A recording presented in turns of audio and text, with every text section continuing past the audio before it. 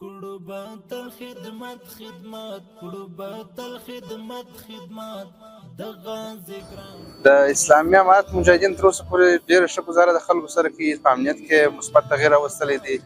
د ولسوالۍ د بازار ځینې مشکلات چې د خلکو دکاندارانو تر مابینځ کله راځي، د هغو په مابینځ کې شام غږي راغلې ده. تر اوسه پورې خو الحمدلله ډېر ښه روان دی، ډېر ښه کار یې کړی دی قومندان صاحب، ولسوال صاحب، او د امنیت په برابر باندې حتی موږ د امنیت پوره احساس د شپې او د ورځې کوو. وطن زمونږ ځان قربات الخدمت خدمات قربات الخدمت خدمات د غازی ګران خوراک والله زه درته وایم د هر څه د پولیسو د امنیت په باره کې موږ ډېر خوشحاله یو، ځکه موږ ته کوم مشکل نه دی جوړ شوی. تر اوسه پورې موږ ځوانان ښه په امن فضا کې ژوند کوو او ګرځو.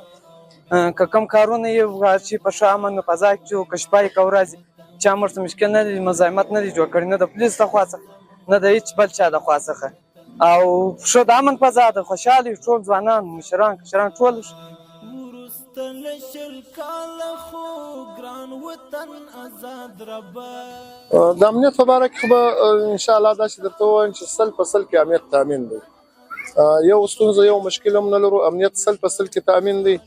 او ولس موږ سره راضي دی انشاءالله الرحمن. موږ له ولس راضي یو، کش کې د دغې خبرې جواب ولس وکړي.